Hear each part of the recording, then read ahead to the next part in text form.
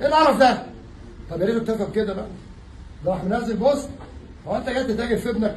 ده انت تاجرت في مصر كلها ممدوح. استناني المؤتمر الجاي هوري مصر كلها انت عملت ايه. استناني. ودي برضه طيب. زيدو راح جاب محمد استاذ عبد العزيز اشرف عبد العزيز. هو احنا بنشتمه ليه؟ مش ده اشرف عبد العزيز اللي كان دراعي اليمين في ممدوح فتوح؟ اللي انا وهو رحنا الفتوح الاسم والنيابه والمحكمه. تمام؟ وانت يا حسين يا لبيب والسليمان والشيخ كل واحد جاي كلهم ليهم دورهم يعني. ها؟ محدش فيكم يعدي من مارينا من اسم دمه. شو ليه؟ وقله ادب وسفاله وزيزو والبت الصايعه. انت غيرت اسمك ليه يا صايعه؟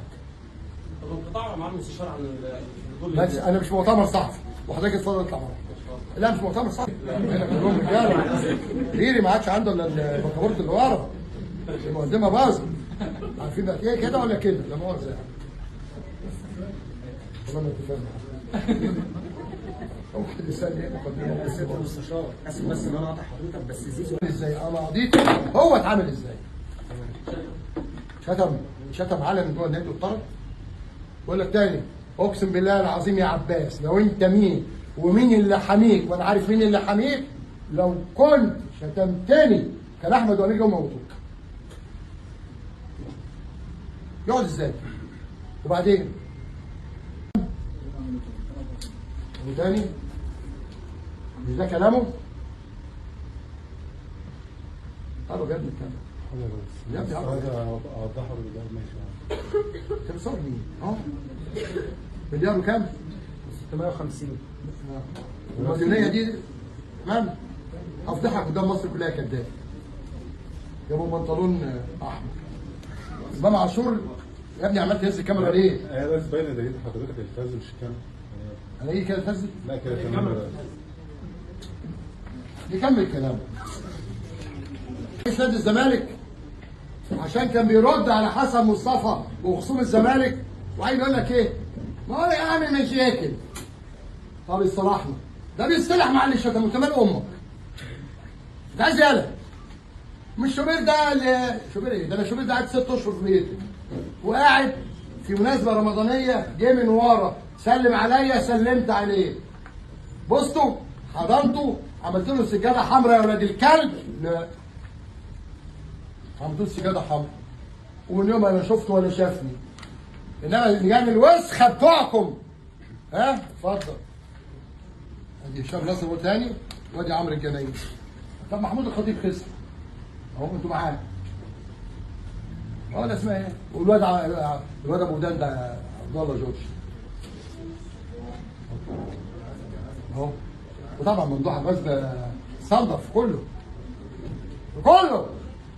ده غير اللائحه يا جماعه عشان امشي. غير اللائحه بفلوسه واوريكم ازاي. طيب والقوقعه لازم باذن اهو. وكاتب له بقى الراجل الفيديو بتاريخ كذا والاهانات والاعتداءات على احد الرموز الرياضيه اللي فشخك. دكتور حسن مصطفى قرا له كده تمام؟ طيب نعمل كده بقى اهو.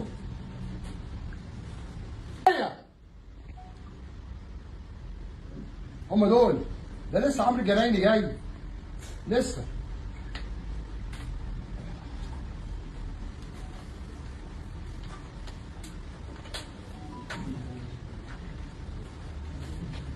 ده الاخ اتفضلوا.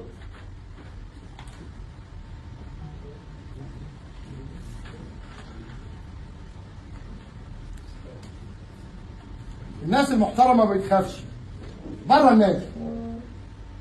جايبوا لي النادي عشان يشطبني ويعمل ده ويعمل ده. مين المجرم اللي عمل ده؟ ويكلمني الزمالك خسر 40 بطوله ومش لاقي ولا جنيه ليه؟ اهو هشام نصر. بس كده؟ لا بس بهدله حبس وعزل وتشهير ايه ده؟ هو في ايه؟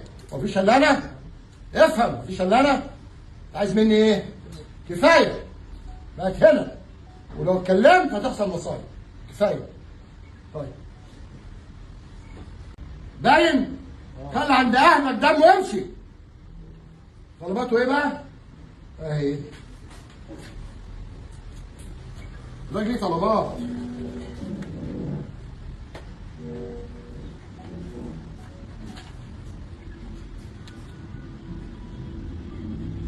نقل جميع المنافسات الرياضيه خارج ملاعب نادي الزمالك. ده بني ادم محترم، اضربوه بالجزمه اضربوه اهو. اتفضل. باين يا ابني؟ نقل جميع المنافسات الرياضيه خارج نادي الزمالك. اضربوه بالجزمه، اطردوه، اطردوا الاشكال الوسخه دي من النادي. ازاي جاي تمثل النادي وانت كان طلباتك العيال ولادنا كلهم يروحوا يلعبوا في كفر هرمس والحتت اللي بره؟ تقول لي والكلام ده ازاي؟ اقول لك اتفضل ادي المحاضر الفني السعودي. لا راح اعتبر كل الاوض، بس في قرع نظيف، في قرع وسخ ما هو زي عم حسن. قرع وفعلا وانت لازم تترجم. ايوه عمرو اديب قال لي يعني الواد بقى برم قوي بقى قاعد في الكلام. ايوه عمرو اديب. اوريك عمرو اديب قال لي على المصريين، قال لك اوسخ ناس الخدام. عامل مع الواد هشام نصر. نبدا بهشام نصر. هشام نصر يا جماعه، بسم الله الرحمن الرحيم.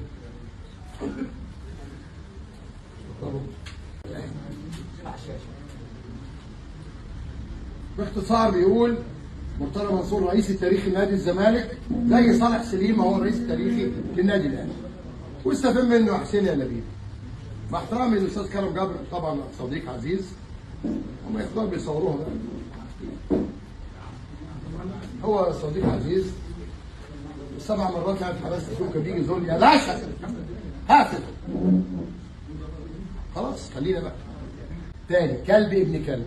يقول لك ما هو لبيب ما هو اللي خرب النادي. هوريك بقى مين اللي خرب النادي. بالورقه والقلم بالمستند، ولو كلمت تاني هديك بالجزم. تاني بالجزم. بص يا سيدي، في بيعملوا موقع واحد زملكاوي اسمه احمد، فبيقول لحسين لبيب بيجي يعني بيقول له غور ده منه للبلابيب. الاخ محمود جاد، انا بقول لك اهو كله بقى دلوقتي بيجيب اسماء. وشان زفت الهواري وجمعه القحطاني او القطعاني ما بينه خروف، صالح عيسى وسيد محمود. على طول شتيمه. تشتمني انا؟ تشتمني انا يا ابن الكلب يا واطي؟ طب هو واحد عامل بتاع بيتكلم فيها. تشتمني انا؟ اوريك بقى انا خيري عليك وعلى الزمالك وكل اللي اتعمل في النادي ده بفلوس مرتضى منصور. مش زي ممدوح عباس ضحك عليكم. كل اللي دفعوا قلت لكم ورق 20 مليون، انا دافع 200 مليون. كل اللي شايفينه في النادي ده قرار مجلس الاداره. رموه في الزباله. اقعد مع مين؟ مع دول بالجزمه. كل واحد فيهم ايه عمل ايه للزمالك؟ دمروا الزمالك كلهم. اتفضل. المعتاد شخصيه محترمه، كان رئيس تحرير روزا اليوسف، مجله روزا اليوسف، وبقى رئيس المجلس الاعلى. عايز اقول له ازاي اقعد مع اللي دمر نادي الزمالك رياضيا وانشائيا واخلاقيا، وده الدول عباس اللي البلد كلها سايباه وبتتفرج عليه. لكن ده في 14 وزير في رمضان راحوا يفطروا عنده وهو عنده قضايا متهم فيها، ويا ريت هو اللي قابلهم. يا معالي الدكتور المحترم مصطفى مدبولي، حضرتك الوزراء اللي راحوا ده عنده قضايا اموال عامه، في نيابه اموال عامه. طب اي حد يخاف منه؟ هنيجي عن اللي بيعمله دلوقتي يا عباس. طب ما يجي يزوروا ايه؟ طب ما يجي يفطروا عندي. قال انا عندي سب وقذف. عايزين نعرف مين ده؟ مين ممدوح عباس يا دكتور مصطفى مدبولي؟ مين ده؟ ما احنا هنقول دلوقتي الكلام بيتقال من ناحيتين. عيل تافه اسمه رامي بيقول الوزير ده ساندنا وجابنا عشان كان صاحب ابويا. عايزين نعرف له الاسم دلوقتي. وهشام نصر بيقول لك معالي وزير رئيس الوزراء كان زميلي في كليه هندسه. لا احنا مش في بلد كده. لا احنا كده مش في البلد. احنا في حته ثانيه خالص. يبقى اللي دمر وخرب النادي اقعد معاه؟ طيب. واللي كسر مكتبي اتفضل اهي. جاب عيل صايع هات يا هيكل وداس على اسمي بالجزمه، هديله بالجزمه والله هقطع رقبتك. ورحمه امي يا حسين يا نبيل، انت وكل الكلاب اللي معاك لو ما ربيتكم جوه النادي. اتفضل ادي يا استاذ كرم الرئيس التاريخي لنادي الزمالك. المكتب طب خلي عندك دم، ده مكتوب ديكوراته واساساته كلها على رفقاته الخاصه. جايب عيل صايع يدوس على يا ايمن يا يونس يا اللي عمال تتحايل عليا اقعد معاهم. اقعد مع مين؟ مع دول؟ انت عايزني ارتكب جنايه؟ والله العظيم ارتكب جنايه. دول الكلاب دول بتدوس على اسم انا بتاريخي ده بالجزمه. طيب ادي المكتب اهو. هات يا ابني اقتحام المكتب.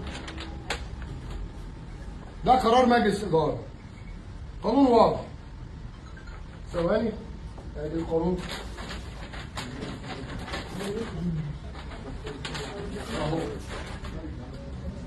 اتفضل يا باشا. ده القانون اللي الدوله عاملاه. لا يجوز اي قرار يطلع من مجلس الاداره. خد يا ابني ماده 20 جاء ذو الشأن اللي يكون مركز تسويق الحكم الرياضي خلال مده 60 يوم اذا في قرار جمعيه عموميه يبطله. طيب تمام. خد ده دي بقى يا سيدي 23 اذا صدر قرار مجلس الاداره مركز التسويق والتحكيم. ده قرار مجلس الاداره. البلد دي فوضى. مين اللي حاميهم؟ اطلع يا مسؤول، خليك راجل، قول انا عينتهم وحاميهم. اتفضل. محضر اجتماع مجلس اداره رقم 20 تاريخ 18/4. اوريكم العلم ان هو اهانه. لكن بقى نرجع الاول لنادي الزمالك. قالوا محمد رمضان ده الاخر عشان ريري بتحب الاخر.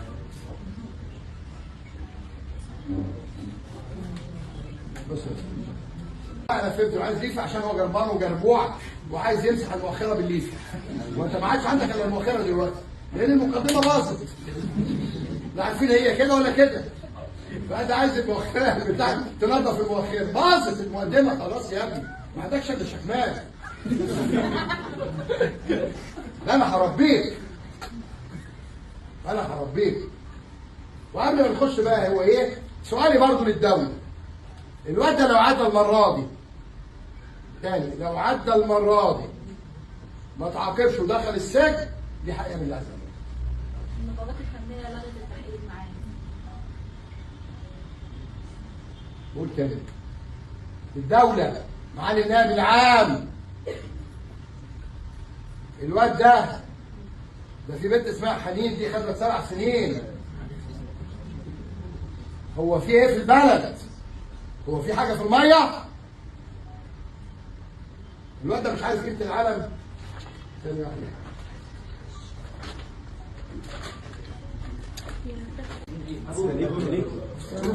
يا قريري خلاص تشريف فصل ما اتكلمش. مره يحط العلم على المؤخره. نعم محمد رمضان. هو ايه يا جماعه؟ محمد سيبنا كده. ما تسيبوني اتكلم يا ايه جماعه. ده؟ كلكم صيع قوي يعني. والترجمه ما هنقول اسمه بقى ايه؟ بس انا اجلان اقول اسمه محمد بصراحه. وطلع بقى قال لك جمهور كنت اقدر دوره وطني قومي عظيم. الحاجه المصريه مصر. سيدنا محمد عليه الصلاه والسلام دي مصر. اللي مش عارف قيمه مصر يغور. هو في يا جماعه سيدنا محمد اتجوز مصر. ستنا مريم وسيدنا عيسى عليه السلام في الرحله المقدسه هربا من الرومان يوم مصر. مصر تتبهدل. بنعلم ولادنا واحفادنا ايه؟ بنعلمهم ايه؟ بنعلمهم ان الدين ده لعبه ممكن نغيره؟ هو ديكور شقه؟ ايه القرف اللي احنا عايشين فيه ده؟ وتلاقي العيال ماشيين في رمضان من السيجاره عادي. كان في راجل مجنون بقى هو ربنا خده اسمه جمال، اللي هو اخو البنا، جمال البنا. قول انت الله يرحمه هنا السنه الجايه. اللي كان بيقول شرب السجاير في رمضان حلال، مش هقول عليه الله يرحمه. كان بيقول لا تفطر. ها؟ ما تكمليش هنا، واحد مش طايقه تقول له الله يرحمه، الله يرحمه، الدكتور فلان. في ايه يا ابني؟ يا سيادة الرئيس بعد اذنك، الخوف تمرر القوانين باحترامنا لدولة مجاورة، انه حضرتك مفيش حاجة اسمها الميراث اللي في القرآن، مفيش حاجة اسمها الحجاب. هو ده يهمنا؟ طب انا عايز اعرف بقى، احنا ال 48 اللي استشهدوا من عندنا زي البطل احمد عبد العزيز اللي الشارع باسمه، محدش عارف الشارع باسمه ليه؟ طب ليه ده؟ 48 واللي استشهدوا في النضال ضد الاحتلال الانجليزي من 82 لغايه ما ساب مصر. روار في 60 ده كل دول راحوا هباء. واللي استشهدوا في 73 وفي 67. هو في يا جماعه؟ هو العقيده الوطنيه كمان اتغيرت؟ انما لما تلاقي واحد زي الفند ابو مازن اللي كان يهمني ديني وطني وأوروبي، فاضل محمد رمضان. نعم، اللي هيتكلم هقفل وخلاص.